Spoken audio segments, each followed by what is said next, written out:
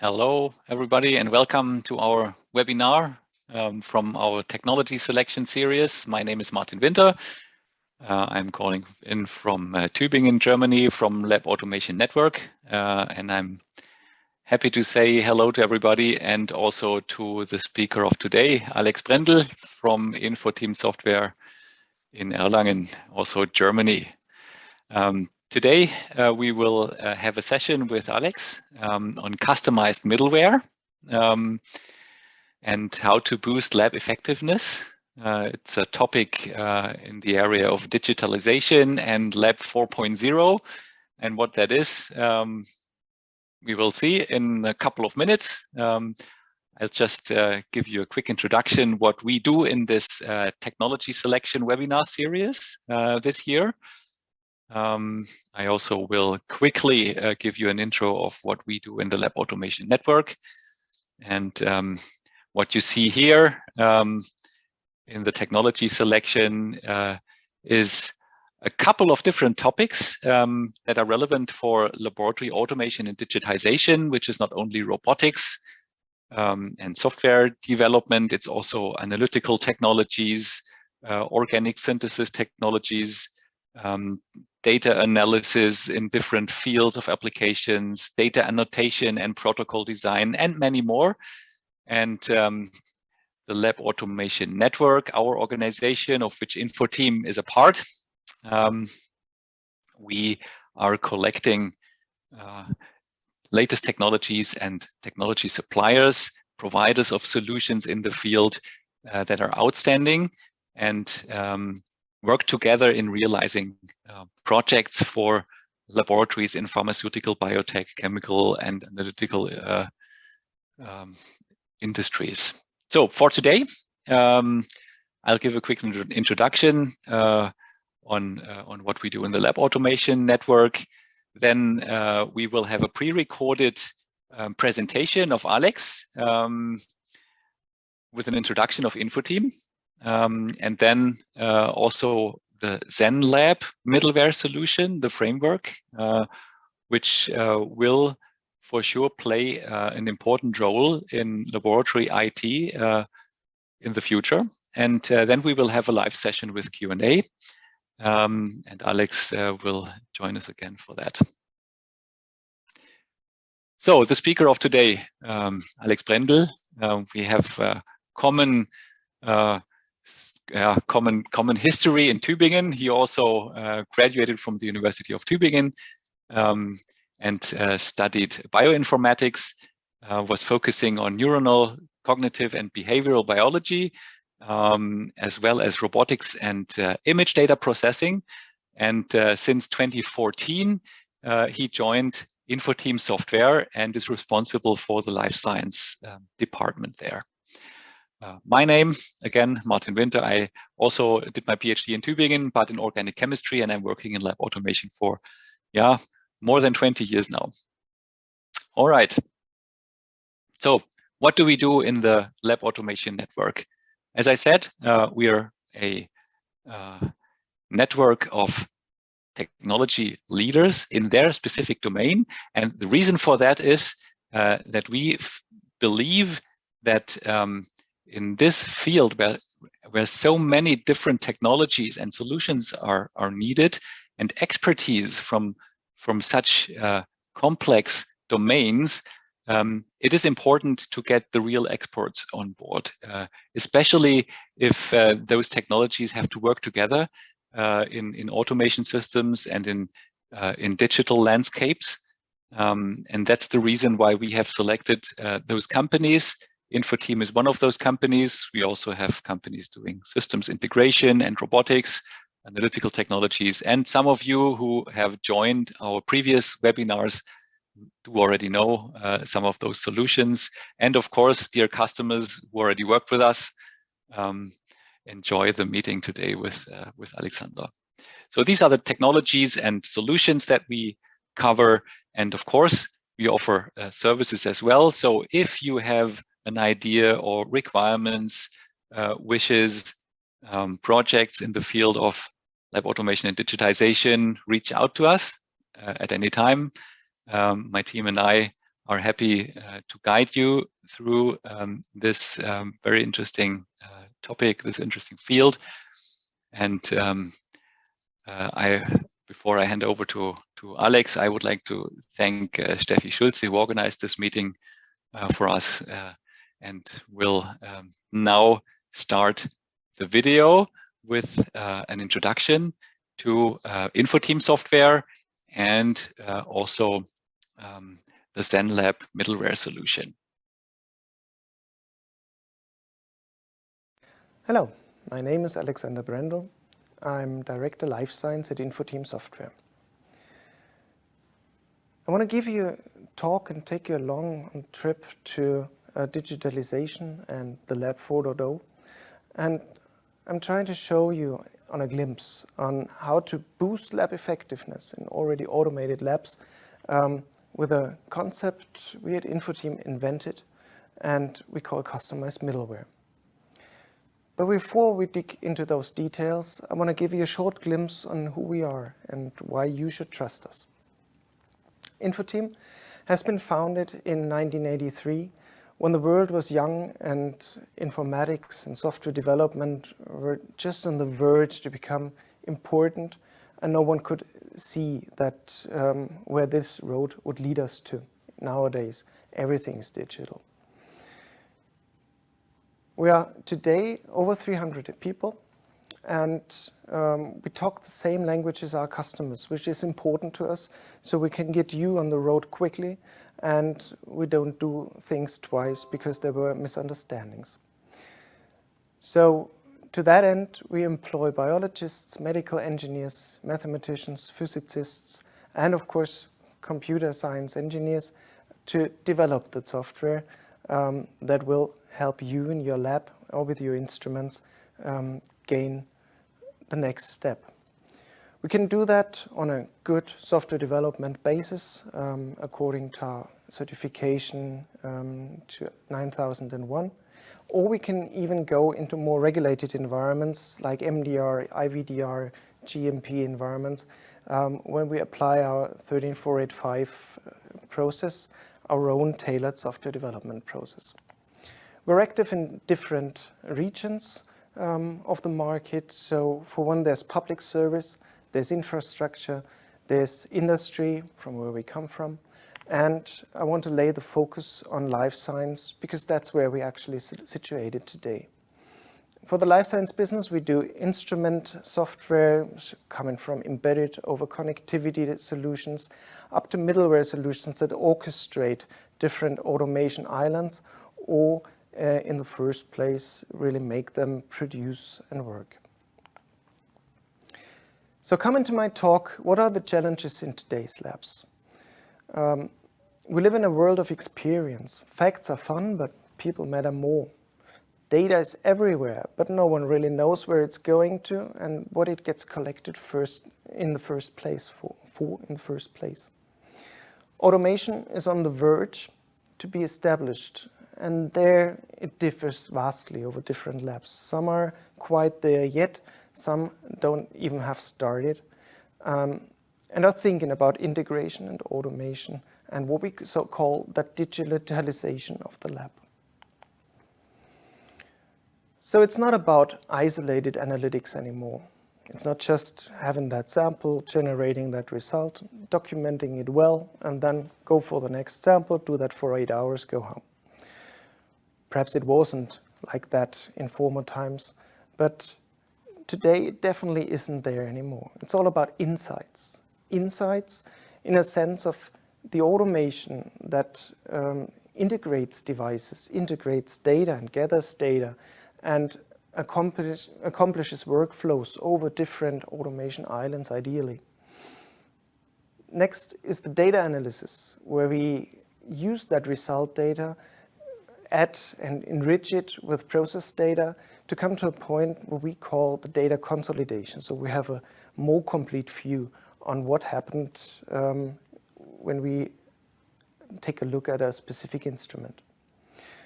Next stage then would be the guidance to come up with electronic SOPs to integrate or implement an electronic lab notebook or electronic documentation facilities so that brings us to data enrichment, which even adds more data, more metadata that semantically belongs to that original result we generated in the very first place. Having done all that, we can go into optimization. Optimization in a sense of processes and capacity. So we're able to interpret that data that we collected with the aim to improve our processes, to improve our automation, to improve our data analysis, to improve our guidance mechanisms, and again start over with the optimization. So now you might think it's okay, now today we have some more results and perhaps we have a LIMS and everything should be fine now. Well, actually that's not so much the case, because in most of today's labs, the LIMS is just a data sink where all the data gets carried to on a USB stick by the lab operator. So devices produce results, lab operator carries over, enters into LIMS system. There was a recent study which stated that it was 40 times the same data set gets put into different systems over its lifetime. That can't be the case, actually. And in fact, it's even more complicated. So think about having a middleware in between that already orchestrates those devices, and the LIMS is rather an order processing system than really integrated deep into the automation. But still, even if we have semi-automated processes where a lab operator just orders tasks or gives his validation check, we still have to have some data transfer, and we're not there yet, because what we really want to see is how that works with integrated solutions consisting of different automation islands like research, development, analytics, scale-up, production, quality control, start over again. So again, imagine that as a circle, which get connected by a higher level system depicted here as an ERP, where that data goes in, comes out, and gets consolidated. And then there's the users, the modern users that want to know everything from everywhere at any time, and that want to be able to interact with their systems, with their processes, even over different departments. For example, scale-up needs to know what happened in development, so they can eradicate errors that might come up if they wouldn't know. So how does that leave you when you see that and you imagine how your lab is set up today? Perhaps like this.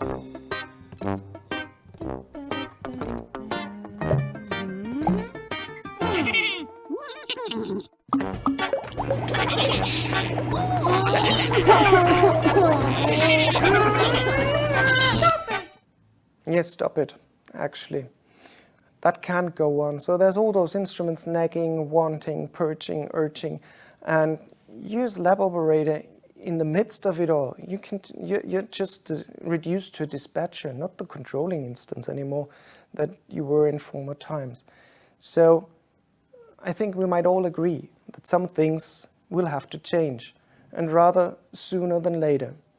So the same data that has been put into those systems is the same data that you would have noted on your lab notebook when you were in control. And today, you're just the carrier of data from one instrument to the next system. So how do we want to change that? If we imagine that we have that connecting and connection established, we can talk to instruments, we can gather that data. Again, probably the solution might be software. So to our point of view, naturally, software is key to the success. Before I go into details, let me step one more time back.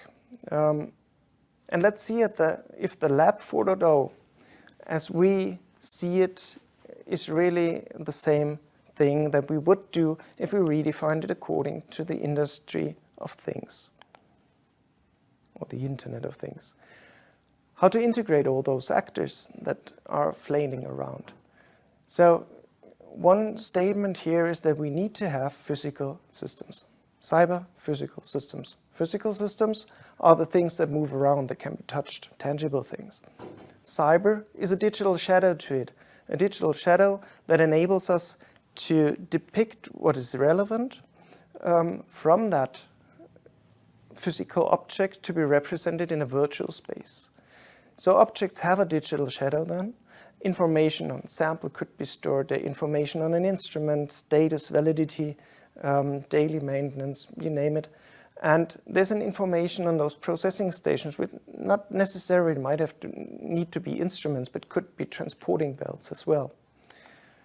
So the idea is that those intelligent objects, and be careful with the word intelligent here, communicate and negotiate based on given rules, based on their internal states and the idea or the thing they have to fulfill in the end. So what software then provides is a communication network.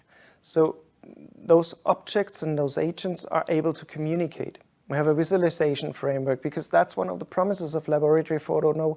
I can see at any time what happens in my lab. For that, we need that infrastructure, that virtual infrastructure built up and mimicked from the original, from the physical world. We need data aggregation processes and we need tracking and documentation to accomplish all that. So in the end, it's IoT for the lab. IoT being multi-agent systems, so humans, samples, instruments, everything has an agent in that virtual space. And all those agents have an internal state. And that internal state is a who, where, what, when, not to forget the why. Because why is that agent acting as he does? Because he has a goal, he has a priority, and he has some tasks to fulfill before reaching that goal. Again, we need an infrastructure that takes respect on all of those demands, where intelligence is at an actor level. By doing so, robustness increases, because a high-level system failing doesn't mean anything to the agent in another virtual space operating as if there was nothing happening. By doing so, we can decrease costs, because not every system, no monolithic system, has to control everything that is beneath, but there's autonomy in the lower systems. And by doing so, costs obviously decrease, because I can have different separated instances or softwares or systems, call it as you will. By doing so, efficiency increases. So, but now, how do we get there? Imagining a vast network of different agents that represent different things, from samples of instruments, people, perhaps even departments and buildings. How can we integrate that such that we get different systems working needlessly together without having system breaks in between? There's a twofold answer, and the first part is standardization. We need standards deliberately and definitely to be able to utilize the best-in-breed instruments, not to be locked in with one of the vendors that we just once had, and now everything else would be a real headache to integrate, because we're just sitting on that system, which might be proprietary. We want to share unreduced data freely with others. We want to share that part of the data that is relevant and that we are willing to give away, not everything. We want to control instruments in flexible workflows and achieve repeatable, well-documented results. There's different standards around there, some for data, some for communication. One of the, to my point of view, most emerging ones is Spectaris LATS, based on OPC UA, which combines an device-agnostic approach with an industry-proven and established backbone. Second is data consolidation, because once we can talk in a standardized way, not being in Babel, but everyone speaking English, we need to consolidate that data. And that can be seen on two axes. One, intra-level, so on one level of the automation pyramid, we collect that data. We enrich a result with temperature that was in the room when the experiment happened. To accumulate that and to be able to propagate it to the next level. That's what we call horizontal integration. On the other hand, we have vertical integration. Vertical being the packaged data gets transferred to the next level, and by doing so gets condensed. So we don't transport anything or everything that we have on the lowest level to the next level, to the LIMS, to the ERP, to the, you name it. But we condense data. And vice versa, we enrich data when it travels from top to down, because the order ID of a test that a LIMS might know has to be enriched for the instrument to know what exact diagnosis or diagnostic test it will have to run with which parameters. That just works if we have enough trust in those standards and in those data transporting mechanisms, that we know that if we have just a condensed set of data in the top, we're always able to go deeper and to dig deeper and to find out what the surrounding parameters at that point in time for that experiment were. That's what we call vertical integration. So how does that help? Assuming we have high quality results, we want to be able to have a high quality of strategic decisions, obviously. Strategic decisions don't really care about all the details it took me to come to a result. But they need the condensed part of it. They need the essence of that information. And by enabling that data transparency and the trust in the traveling of data over different layers of the automation pyramid, we enable strategic decisions that can be taken from all the data that we generated down there.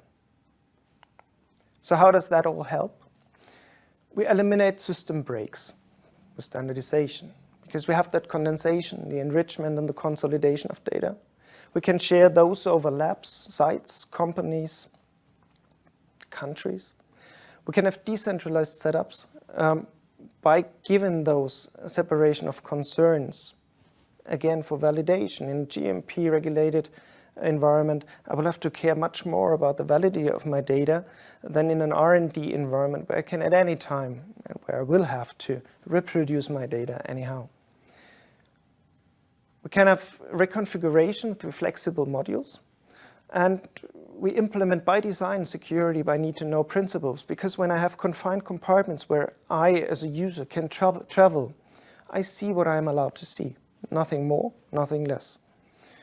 And that again adds on regulatory conformity when it comes to IVDR, MDR, GMP or FDA requirements. Now ZenLab, the framework, the customized and scalable middleware that infoteam developed as a framework, can help you with that. So our approach is bottom up, not all in. We're not playing poker here. We have to care for the welfare of our patients. We have to bring the new therapy to the world. So our approach is a customized bottom-up one. What do I understand with that? Customized meaning we touch those points where the pain is greatest first, because that eases us first. We have a modular setup, so we can have targeted changes. We don't have to touch the whole thing if details change, but we target those changes to those modules that are affected or need improvement. We comply with those increasing demands by being able to extend prevalent systems, not have to define everything anew, or you take the new product and throw out the rest, but we set on top of what's already working, and we start to intertwine there and to come up with solutions that really help. And that goes along with changing business needs as well. So again, we just refine relevant modules or develop some new ones to comply with that new demand.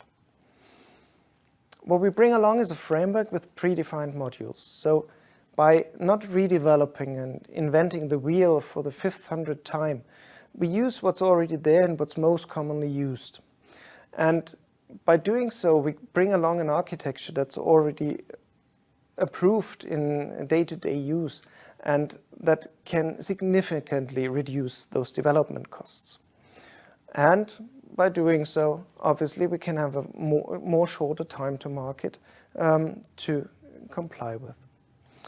Maintenance will be simplified, and by doing all of that, we have a reduced investment and costs for the life cycle. We gain a scalable setup for life because with standards compliance given, integration of other devices in the future won't ideally even need a touch to the software. We can guarantee regulatory compliance by already having documented everything according to 13485 or being prepared to go into that documentation process for that specific intended use where Zenlab will be used then.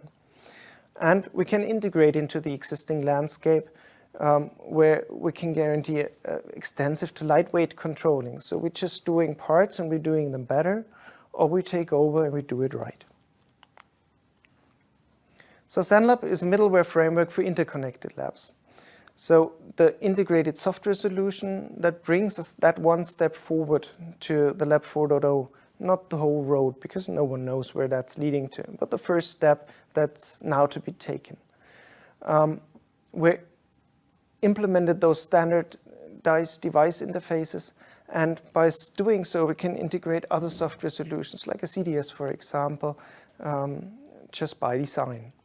For device manufacturers, that means that we have a connectivity of devices with Zenlab that is unmet. So we can have different instruments connected to fulfill a shared purpose and to come along with your branding, with your instrumentation design, and give that thing a shorter time to market and eliminate risks, because we can use things from former implementations again if they fit, and we do things anew that don't fit anymore.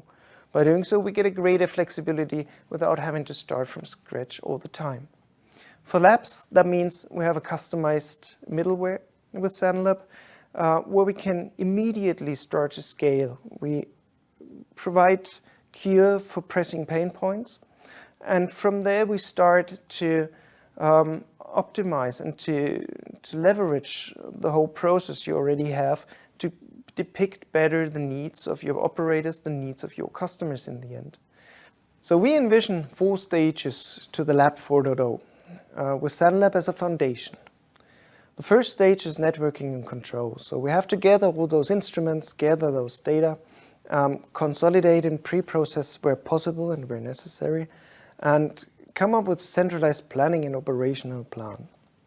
The second stage is analysis and visualization of data. So we have those experiment data, we have those process data. We can start with the first data mining and visualize status of instruments, people, experiments, workload, and so on. Third stage is coordination and documentation. So the operational part, to come up with digital standard operating procedures. Ideally, the instrument knows what you have to do next, and you don't have to have that paper next to your screen.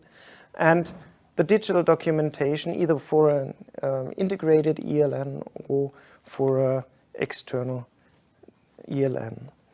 And we have that reliability and efficiency in the 4th stage. So where we come up with an idea how we could optimize that usage, how we could improve our time planning and or our fleet management before we then turn again and optimize all our processes that we had before over that continuous improvement cycle. So perhaps that's the idea even for your lab.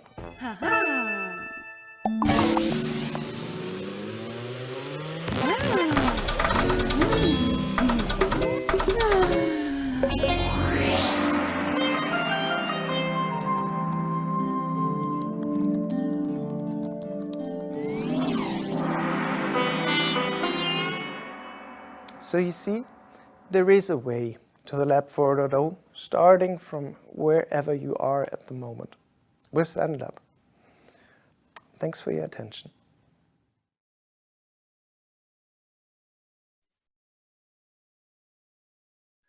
Yeah, thank you very much, Alex, for this great video and the introduction into infoteam and Zenlab. Yeah, Very welcome.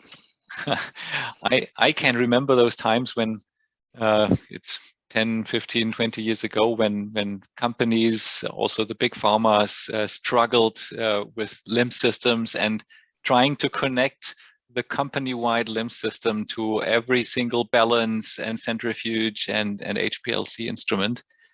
Yeah, I think that really has been a change in laboratory IT architecture in that landscape. Yeah, True. thankfully.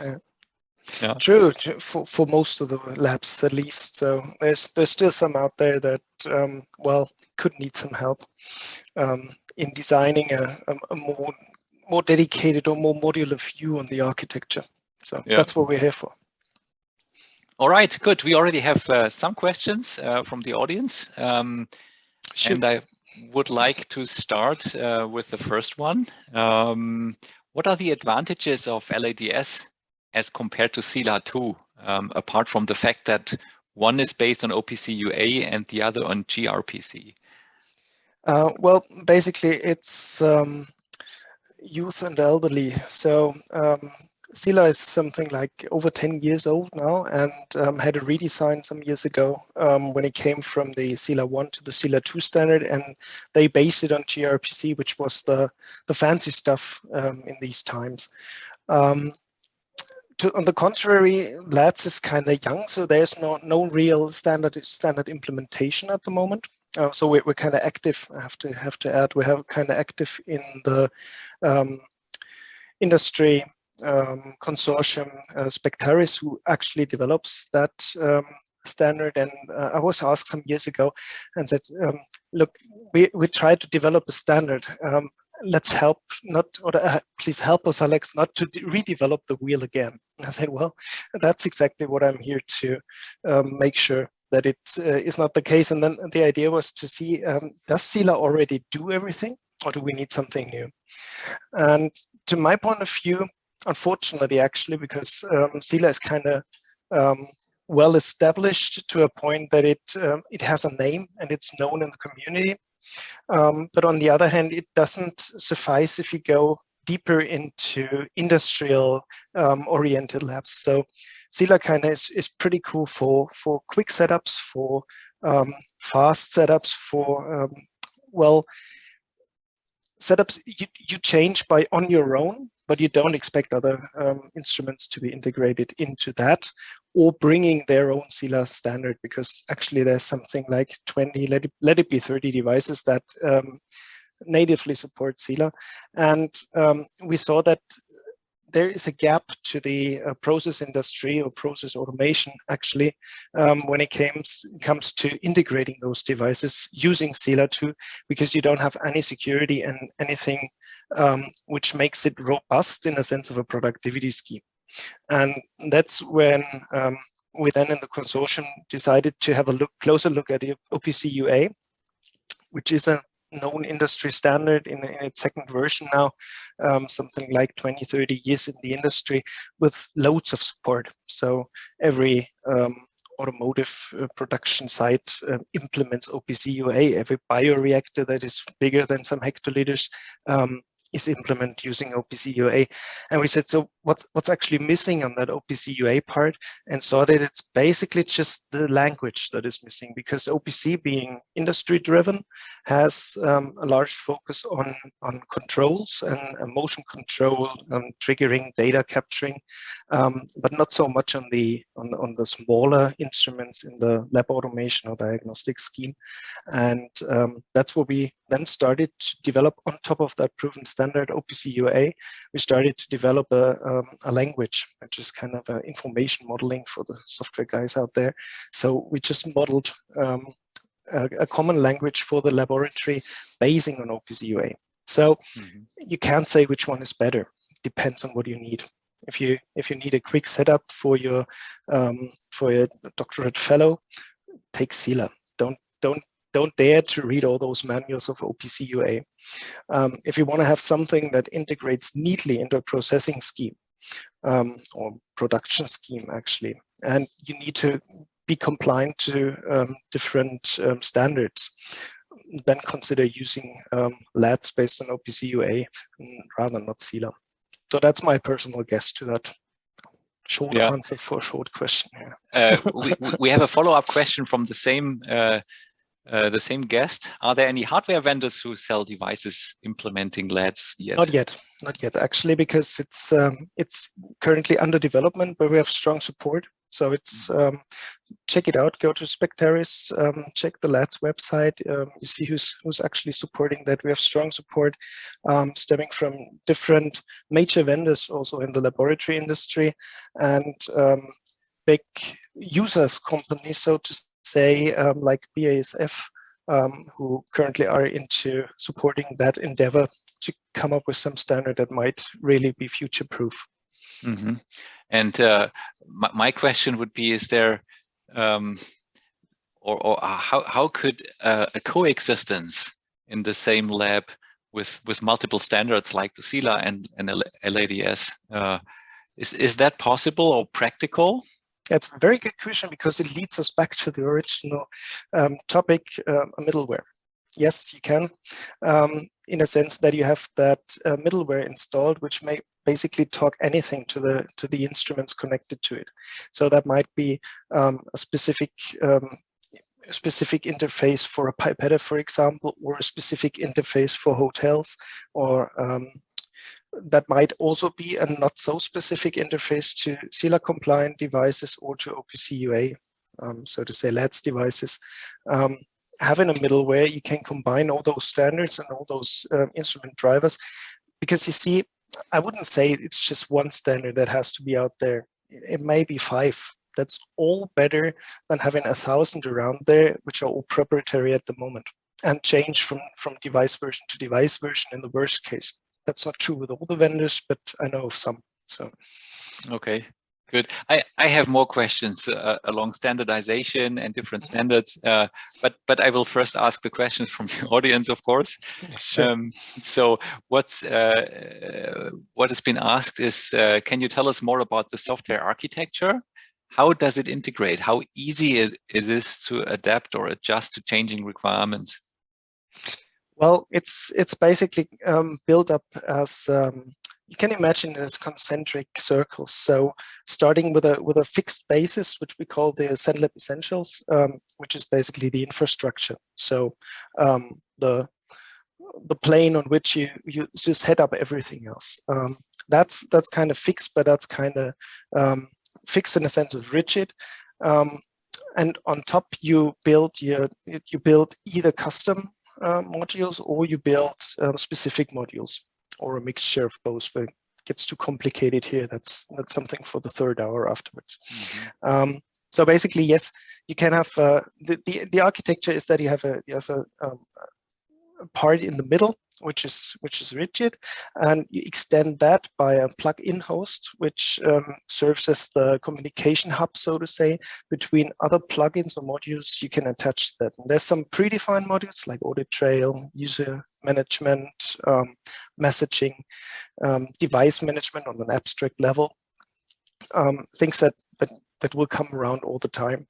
And at the same time, you can implement specific modules like connected to a CDS system, for example, or a specific device integration to a pipette, to a robot, to some processing island, to say it in an abstract way. And by doing so, you can, well, it's not so easy to have a standing system and say, okay, now I want to have SENLab in there. But it's much more easier to say, start with SENLab and build the parts of your existing system around that that you already have and which are working, and get rid of those who give you headaches and start to implement those anew. So that's the way I'd say it's not so easy to implement it or to integrate it into existing systems directly. What you can do is set it up as a middleware and integrate those existing systems into that middleware. To leverage what you have there, because middleware is a connecting entity, not so much as a processing entity. Perhaps that makes it clearer. Okay, and again, a question from my side. So I often perceived laboratory middleware as as the same thing as a manufacturing execution system in production and manufacturing. So is that true? What is your opinion on that? It's a part of it. So when you talk about an MES, it's more or less about predefined or at least somehow defined processes that get carried out on devices that are attached to the system. When we talk about middleware, it broadens the scope. So you're not so much on the execution side anymore, but you're rather on the planning and designing side. Mm-hmm. So when I talk about a middleware, for example, it could be that you have some upscaling process. For example, you start with some small cavity and test your bioreactor processes in here. Then you just try to use step up to bigger volumes, say liters, and then you want to have a prognosis on how does that behave in hectoliter scale. And that's what an MES wouldn't do anymore. That's something that you can do with a middleware, because you tracked all those data and add some data science. You can put that to prognosis on what might happen if you did something else, something bigger volumes, other ingredients. Mm-hmm. Okay. Next question is, how long does the setup and implementation of the middleware take? Do you have device drivers ready? No, that's why we put focus on standardization, because we don't want to be the next ones that carry on putting years and years and years of software development into ever-changing proprietary drivers. So no, we don't have those device drivers. And the second part, how long does it take? Well, a setup might be done in weeks. But then you have an operating system.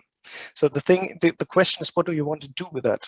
Setting up a PC with Windows 11 takes something like, just did that recently, something like 15 minutes. It's up and running again, but it doesn't do anything. It boots. And that's the same with a middleware. So you're up and running then, and then you have to add Word, you have to add PowerPoint, you have to add your CDS, you have to add. And that makes the functionality that makes it, that gives it the power to operate really and truly and helpfully. And that obviously depends on how many of those modules you need and what they should be able to do in the end. Just having it as a data consolidation site where you just carry on, you just put data into a sink. That's quite easy, quite fast. Mm-hmm. Okay. Next question from the same guest is, does ZenLab offer automation and workflow design? How do you design them? Is there a no-code editor? Well, actually, there's a good partner of ours, you might know him, Martin, who is very much into those workflow definition schemes. And as I said earlier, I guess 100 times in my life, don't reinvent what's already there and really working. So it's that's where we partner up with PandaBio to integrate their workflow design editor, which is much more than just a workflow design editor. So it's actually a language processor which comes up with workflows, so to say. And we would integrate that in a system where it is needed and have the best of breed component there as well. Yeah, that is true. Though the protocol designer from PandaBio is a very nice tool, which is purely graphical and very intuitive. So you can have a look into it. Just contact us in this regard. How can third-party software, LIMS, ERP, data analysis, AI, ML connect to the middleware? By integrating those data formats as blobs into the middleware. So you can have a import mechanism, which would be something like an adapter. You import those either software packages or those data packages, and depending on what you want to do with that, either interpret it or forward it to the next system, who might then be able to interpret it and come up with the results. So. Okay, and in this regard, we have a question in the chat. Are there preferred LIMS to be combined with the middleware, a combination that works straight away from this side so that the projects can concentrate on the interconnection with the devices or process control systems? Yeah, we support more or less every LIMS that comes around has an API. So that's the first answer, because a LIMS should be designed to provide easy access, and most of them do. we obviously have partners which we prefer to work with when it comes to those integrations, but that's a little dependent on the. So I wouldn't name one partner here because it's a little dependent on what you actually have as a data, which kind of LIMS you need. Are you in a diagnostics laboratory or doing food analytics? And so these might differ there. But yes, we have preferred partners to come up with and approach us with your concrete demand, and we come up with a proposal. Yeah. Okay. And then a question that is in the same area: is the API openly accessible? It depends on what you understand as an API, under API. So yes, we do not sell a product here, so perhaps that's to put up front. So we do not sell a product here. We sell a framework and an architecture, software architecture. So basically, when you come to us and say, well, sounds interesting, I have a problem here, I have a solution I need to design, then it's your perfect head start to go into that.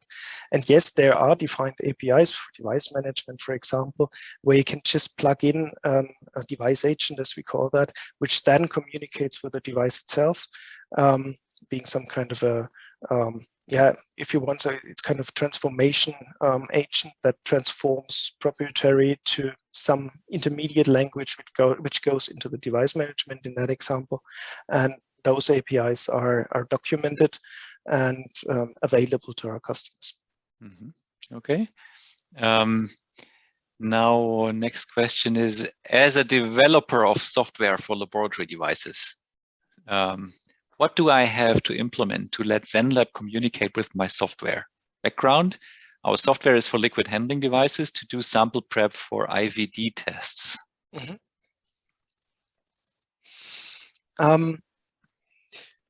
Well, ideally, it would just implement one of those standards. In the most preferred case, it would implement a LED standard, which is okay, up to be defined, with some 1 or 2 years horizon to be ready in a first implementation. So that would be the most preferred way. On the other side, if you have a documented API, which is more than just file transfer, we could use that as well, but you know, I'm a software guy by heart, so I don't really like files. I like APIs you can interface to and test against, and know when someone fetched something and you get some message back. And as long as it's anything that is a standardized interface, it will work. WebSockets, CELA implementation, LEDS implementation, or your proprietary implementation. That doesn't so much matter. The idea is to enrich an instrument that comes with some interface. Let's say files are no interface for the moment. That comes with an interface to be integrated in that software to do so much more with it then. And that's the point. So it's not so much the how do I interface in there. Rest assured, it will work. But what can you do with that then? You have an IVD instrument. You have to do some result analysis. You will have to produce some reports. That's what the middleware is for. So that's the piece of software you need to get it usable, because then you have an integrated workflow over your IVD device, and that could even go into some central processing. I don't want to say cloud here, but some central processing station in a lab, in a clinic's lab, in a diagnostics lab, and integrate by these means. Okay. How do you handle data acquisition, processing, and storage? How do you capture all data? All data, whoa, a big word. Well, we capture data that's necessary and that we decided to capture. Might be a lot of data because when we talk about some high throughput experiments, and that's with imaging, you can imagine that's a gigabytes an hour. So that sums up.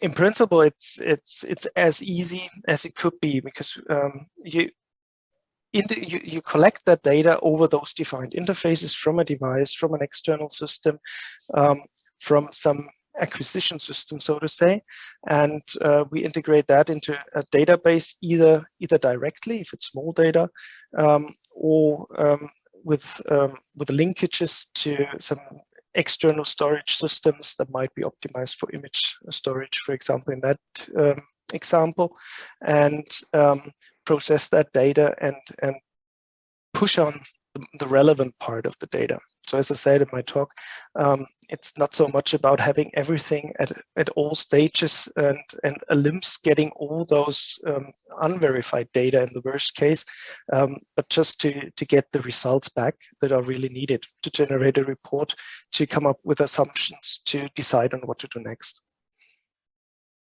Okay. Next question. How is the validation strategy in combination with LIMS? Is it possible to run with the Alcoa Plus principles? Yeah, in principle, it's a validation. If you talk about validation from middleware to LIMS, you would validate that as you would with every interface. So there's not so much a difference if I validate those data coming from an instrument going into the middleware. So I have to check if that what I got is what they sent in a correct way, or to send it to the LIMS in that case. In principle, yes, that's possible. So short answer to the Alcoa principles. Yes, that's possible because it's data you have to validate, and you have to validate those interfaces you implement. And that's what we used to coming from the medical device industry. So that's where we started. We started with lab automation and medical devices in parallel, and merged it because we saw that there was a lot of things that we could do for both with some similar approaches. And yes, we know what verification software is of data, of interfaces. Data has to travel. Yeah. So if there are any further questions, please put them in the Q&A box. We still have a couple of minutes, if you like. Until then, now another question from the standardization area. So you have showed this slide with the Allotrope Foundation, Namur, and SILA 2, and so on. I'm wondering what could Namur and Allotrope contribute to standardization? Do we have a chance that there is a consolidation, that we once will have a world where everybody knows, okay, these will be the standards that we use, and all suppliers will provide at least one of those? I guess so, yes. So it might not be the one standard that many of those around are hoping for.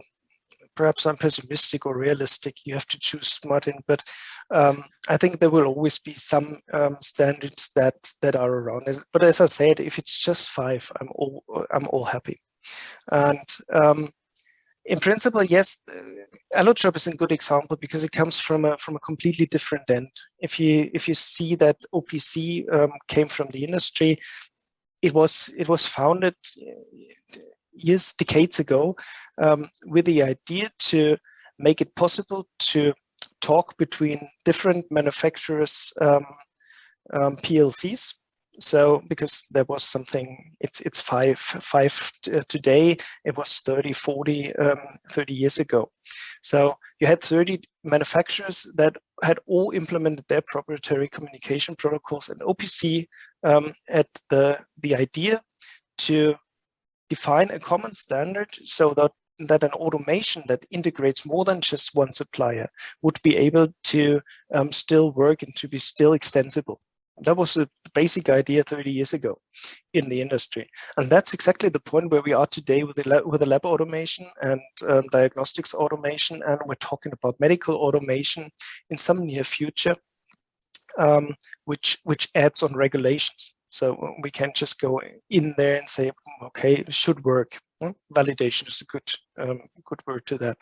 And I think that, so my personal hope is that it will consolidate around the OPC Foundation, because OPC is not just a standard, but there's a foundation behind that. which is very eager, and we're into talking with the president of the foundation, so I really believe that, which is kind of really eager to not let different standards emerge that kind of more or less do the same thing.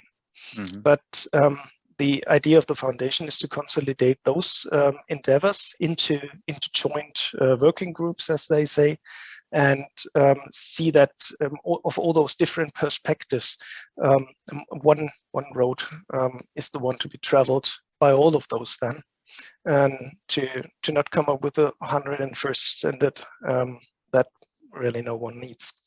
Yeah. Okay.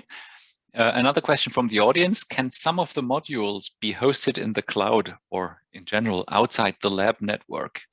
Yes, they can. So the architecture, the basic architecture of Zenlab is that you can have you can let it run all on one PC, or distribute it in the sense that you have the backend implemented in some secure server area, and the clients being tablets, being PCs again, being mobile devices, being a web front end, whatever you need, will then run on client side. And you can also put that central server backbone or backend into the cloud if you want to, and have all those clients in the cloud then as well. So yes, that's possible. To be honest, most of our customers kind of shrink back if I say cloud and say, hey, that's an option. You don't have to. You just have it on your premises as well. Or you have a cloud on your premise, which is in the end then, from a technical point of view, not so much more than having a server in the room down there. Yeah. All right. So I think these were the questions, and we're getting towards 5 o'clock Germany time. Thank you, everybody, for joining this webinar. Thank you, Alex, for answering all these questions. And please, to the audience, if you have further questions, contact us via LinkedIn or email or however. We're happy to answer further questions, help you in your projects, connect you with the experts in your domain. And yeah, we would like to have you also in the next webinars, and we will, of course, invite you to them. Thanks for today. Have a good afternoon, and bye-bye. Thanks, Martin. Take care.